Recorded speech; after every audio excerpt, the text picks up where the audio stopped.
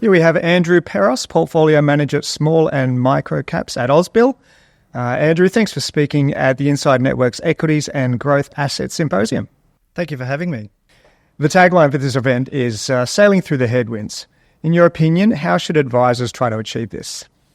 Well, we've got a slightly different view. We actually think there's some tailwinds emerging.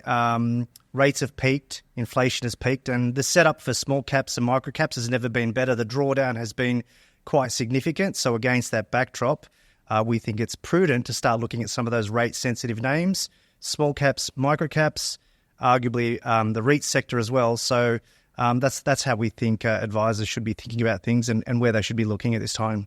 Okay. One challenge is positioning for rates. How will micro caps perform depending on whether the rates stay elevated, continue increasing, or begin to decline again? Yeah, there's a lot of data out there, and the history suggests that small caps and micro caps tend to underperform in a rate hiking environment. We have seen the largest or the fastest rate hiking cycle in history, and smalls and micros underperformed against that backdrop. But at least in my view, or the Ausbil House view, is that rates have peaked and inflation has peaked. So again, I'll reiterate the point that backdrop is fantastic, or the setup is fantastic for smalls and micros. And what do you look for in a business to warrant extended research from your broader universe? Yeah, we look for quality and accessible earnings. Our process is all about earnings and earnings revisions. So we're trying to capture those companies that are in upgrade mode or downgrade mode. We look for founder-led businesses that have a high return on invested capital, and an undergeared balance sheet. So there's some of the key characteristics we like to think about and focus on. And what do you say to the argument that some assets can remain cheap for an extended period of time?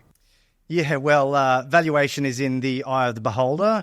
Mentioned this just a moment ago for us. It's all about earnings and earnings revisions. And in the fullness of time, we think that earnings will ultimately drive share prices. Sure, near term, you can have noise in the market. You can have macro drivers influencing share prices. But ultimately, in the end, it's going to be those earnings that will drive the share price. Very good. And final question, Andrew. What do you think might be the biggest market surprise of 2024? Rates higher for longer. Okay, very good. Andrew Peros, thanks for joining us. Thank you for having me.